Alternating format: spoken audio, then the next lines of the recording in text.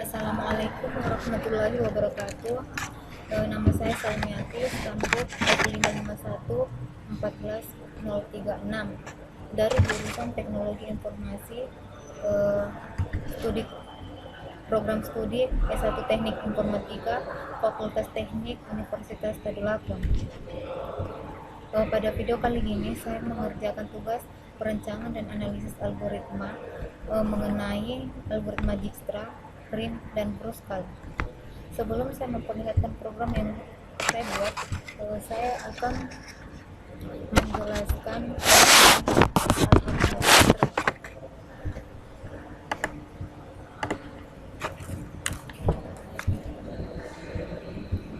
Algoritma Dijkstra menyelesaikan permasalahan mendapatkan jalur terpendek dengan hasil yang optimum. Adapun cara kerja dari algoritma Dijkstra yaitu menelusuri semua jalur yang terhubung lalu dibandingkan bobot yang paling minimum. Langsung saja kita lihat program. Pada program ini saya menggunakan aplikasi Delphi 2010, di mana pada program ini terdapat satu buah form. Lalu di dalam form terdapat 6 simpul atau node yang diibaratkan sebagai router, yaitu router 1, 2, 3, 4, 5, dan 6. Kemudian masing-masing router memiliki jarak, yaitu misalnya router 1, jarak antara router 1 ke router 2 yaitu 10 kbps. Begitupun seterusnya. Kemudian pada program ini pengguna diminta untuk memasukkan titik awal atau simpul awal. Misalnya kita masukkan router 1 sebagai titik awal, kemudian titik tujuannya misalnya router 6. Pada titik tujuan ini router 1 tidak muncul karena router 1 telah menjadi titik awal. Kemudian kita telusuri, maka jalur yang dilalui antara router 1 ke router 6 yaitu router 1, 2, 5, dan 6 dengan jarak terpendek. Jarak antara router 1 dan router 2 yaitu 10 kbps, router 2 dan router 5 10 kbps, dan router 5 ke router 6 11 kbps dengan total bobot yaitu 31 kbps. Selain itu pada program ini kita bisa mengubah bobot, misalnya jarak antara router 1 ke router 2 kita ubah menjadi 30, misalnya, maka jarak yang diperoleh antara router 1 dan router 6 yaitu 41, yaitu router 1 ke router 3, jarak router 1 ke router 3 yaitu 25, router 3 ke router 5 yaitu 5, router 5 ke router 6 yaitu 11. Adapun jalur yang dilalui yaitu router 1, router 3, router 5, dan router 6. Kemudian pada program ini terdapat metrik adjacency, yaitu misalnya router 1 ke router 2 ke router 1 memiliki bobot 30 kbps, router 1 ke router 2 30 kbps. Kemudian simbol ini menandakan bahwa router 2 ke router 3 tidak terhubung atau tidak terjamak. Kemudian pada algoritma Dijkstra ini cara kerja dari algoritma Dijkstra ini yaitu kita telah menentukan bahwa router 1 sebagai titik awal dan router 6 sebagai titik tujuan. Pada algoritma Dijkstra ini algoritma Dijkstra menelusuri router mana saja yang terhubung dengan router 1. Kita lihat di sini bahwa router 2 terhubung ke router 1, router 4 terhubung ke router 1, router 3 terhubung ke router 1. Pada algoritma Dijkstra ini mengecek bobot yang paling terendah. Kita lihat di sini bahwa jarak antara router 1 ke router 2 30, router 1 ke router 4 35, dan router 1 ke router 3 25. Kita lihat di sini bahwa jarak antara router 1 ke router 3 yaitu 25 kbps, yang merupakan jarak yang paling rendah di antara jarak-jarak router 2 dan router 4. Kemudian pada router 3 algoritma Dijkstra mengecek router mana saja yang terhubung dengan router 3. Kita lihat di sini router 6 terhubung dengan router 3, router 5 terhubung dengan router 3. Dan kita ketahui bahwa jarak router 5 ke router 3 yaitu 5 kbps, yang merupakan jarak yang optimum, yang ditandai dengan garis merah. Kemudian kita lihat lagi kita masuk lagi pada router 5. Pada router 5, router apa saja yang terhubung dengan router 5? Kita lihat ada router 6 dengan bobot 11 kbps. Sekian dari program algoritma Dijkstra. Kemudian kita lanjut ke algoritma cross-frame, di mana algoritma frame ini merupakan pencarian bobot minimumnya berdasarkan simpul yang telah terhubung. Algoritma frame dimulai pada vertex yang mempunyai sisi dengan bobot terkecil. Langsung saja kita lihat contohnya. Pada algoritma frame, misalnya kita mempunyai kasus seperti ini. Pada algoritma frame menentukan simpul awal. Misalnya pada kasus ini simpul awal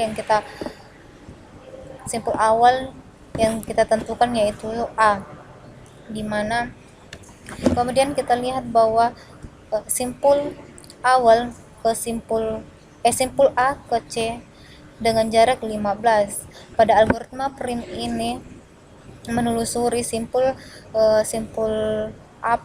mana saja yang terhubung dengan simpul awal. Kita lihat di sini bahwa simpul A terhubung dengan simpul D, simpul C, dan simpul B dengan jarak yang paling optimum, yaitu jarak antara simpul A ke simpul C. Kemudian kita ambil seperti ini. Kemudian kita telusuri lagi algoritma frame, telusuri simpul-simpul mana saja yang terhubung ke C dan A. Kita lihat di sini bahwa simpul yang terhubung ke C yaitu simpul E dengan bobot 45. Kemudian simpul yang terhubung ke A itu simpul D dengan bobot 35. Kita ketahui bahwa simpul yang paling optimum yaitu jarak antara A ke D, yaitu bobot 35. Dan begini. Selanjutnya kita telusuri lagi simpul mana sajakah yang terhubung dengan simpul D, simpul A, simpul D. Kita lihat bahwa simpul D terhubung ke simpul H dengan jarak 20. Kemudian simpul D terhubung ke E dengan jarak 30. Kemudian kita lihat bahwa jarak simpul D ke H itu 20 dan D ke E itu 30. Kemudian kita ambil jarak yang paling optimum, yaitu jarak antara D ke H yaitu 20, sehingga diperoleh hasil seperti ini. Selanjutnya lanjut lagi pada simpul G. Simpul G kita telusuri lagi bahwa simpul mana saja yang terhubung dengan G, yaitu simpul E dan simpul F dengan jarak 50 dan 10, dan kita ambil solusi optimumnya yaitu 10. dengan seperti berikut. Begitupun seterusnya. Jadi algoritma prim di sini membandingkan simpul-simpul mana yang terhubung dengan simpul awal, kemudian membandingkan bobot yang paling optimum. Jadi minimum maksudnya. Jadi untuk kasus ini jarak bobot minimum yaitu 149, yaitu didapat dari penjumlahan simpul-simpul yang terhubung. Seperti ini. Selanjutnya pada algoritma Kruskal. Untuk algoritma Kruskal sendiri itu sisi-sisi di dalam graf diurutkan terlebih dahulu berdasarkan bobotnya dari yang terkecil yang ke terbesar. Kita lihat, langsung saja kita lihat contohnya seperti ini. Jadi pada algoritma Kruskal ini kita mengurutkan bobot yang paling kecil ke bobot yang paling besar, seperti ini contohnya. Bobot yang paling kecil dari 10, 14, 15, 20, 25 dan seterusnya.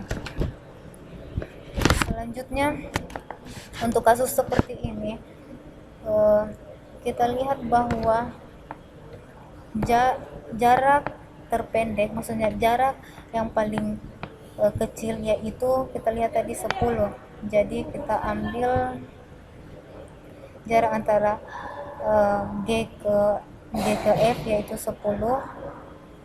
Kemudian seperti ini hasilnya.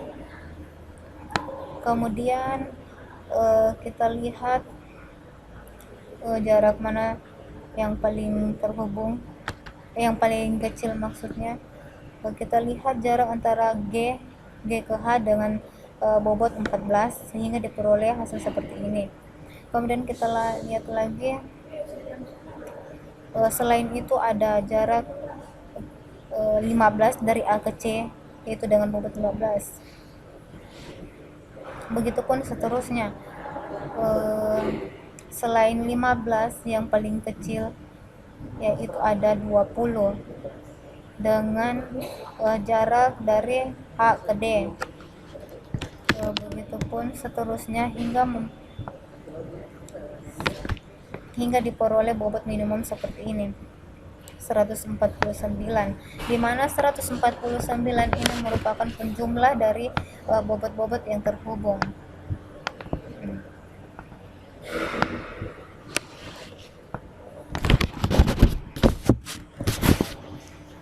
Jadi dapat disimpulkan bahwa perbedaan antara algoritma prim dan Kruskal yaitu pada algoritma prim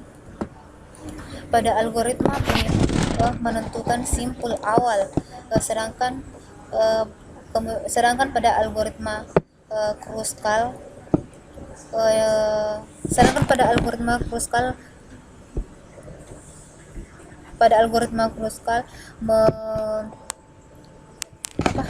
mengurutkan terlebih dahulu berdasarkan bobotnya dari yang terkecil ke yang terbesar.